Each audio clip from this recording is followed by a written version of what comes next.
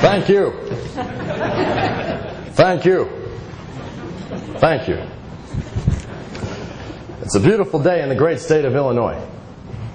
You know, in Illinois we always say, if you don't like the weather, wait 20 minutes.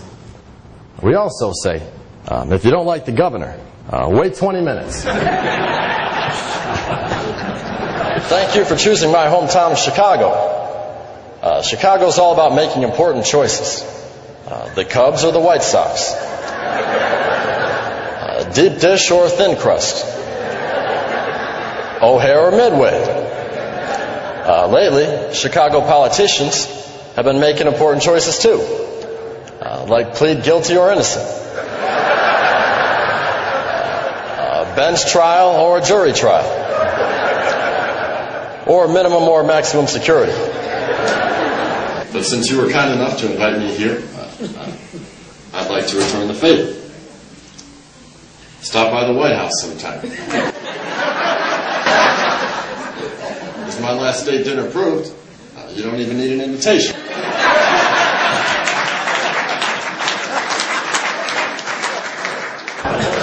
We need to find creative ways to save money and reduce expenditures. I'm doing my part. I've frozen Sasha and Malia's allowances, Michelle's e-bang, and we've currently refinanced the White House. Also, we've reduced the amount of cars in the presidential motorcade. Tim Geithner and Rahm Emanuel will now take turns running alongside my limo. We're here talking about health care.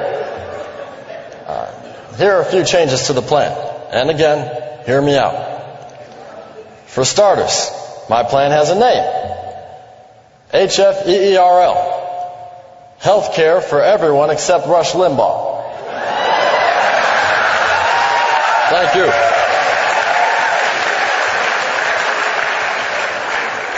My health care plan will raise taxes for people making more than $250,000 a year. Coincidentally, it also caps the presidential salary at $249,999 and some change.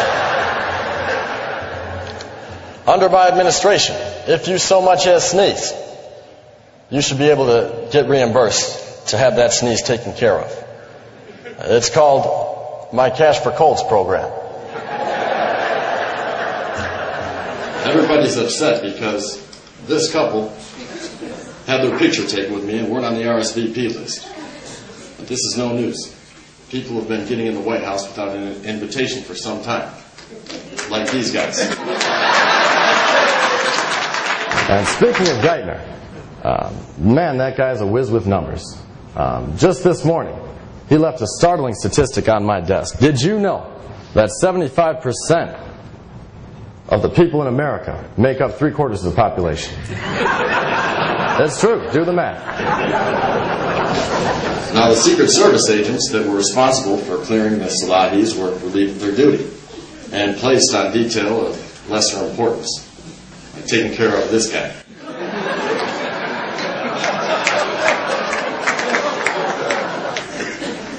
But I want to say that after all this dinner hoopla, I still have complete confidence in my Secret Service protection. I made that statement at a press conference just a few days ago, and this picture was taken shortly after.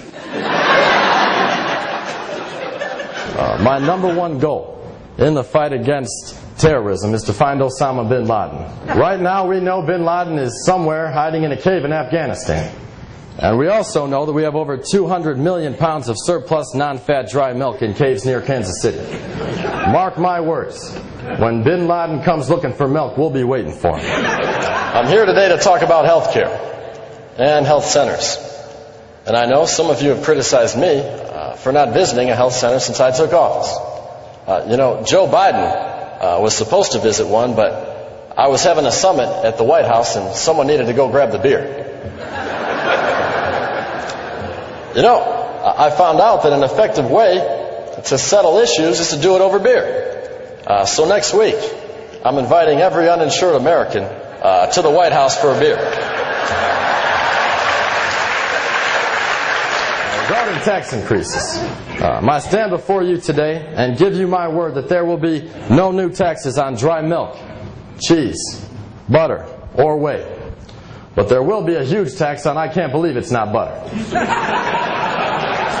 Thank you. Thank you. I may tax Cheese Whiz as well, just because I think there's something weird about cheese in an aerosol can. Have you ever had Cheese Whiz? I think it's the only food that we send to our troops that they actually send back. Since I've taken office, I've appointed a new Surgeon General, and I've got a lot of questions for her about important topics like the swine flu. First question. Have we found this kid yet? Back in November, I was elected president, and things were good. The only direction to go was up. So up I went. Then we delivered the stimulus checks, and people seem to like that. Everyone loves money. Then I killed a fly on TV, and most people thought that was pretty cool. Except for PETA. Then Michelle and I took a trip to England, and she decided to touch the Queen. My popularity fell.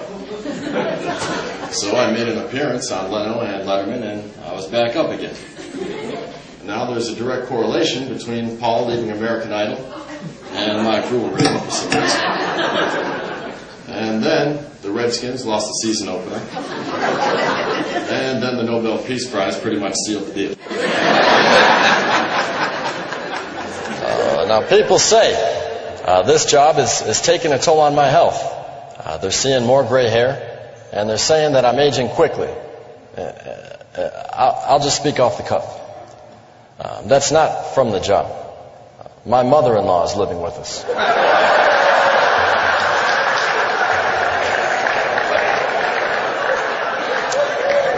Mr. President, I have a question here. Can you comment on the melamine scandal that has contaminated milk and dairy products throughout China? Well, I think it's tragic and somewhat strange. Strange because, let's face it, who drinks milk with Chinese food? Next question. Months ago, I fulfilled one of my first campaign promises. We brought our new dog to the White House. His name's Bo. Actually, his full name is Bo Diddley. Bo is a family name. B.O. is Barack Obama. And Diddley represents the amount of support I've gotten from Fox News.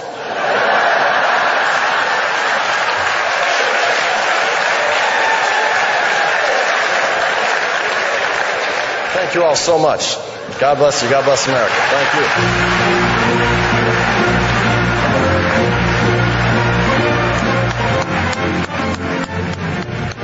All I just have to say is it has really got us off guard. You know, you can't freak us out like that. I really thought it was him at first.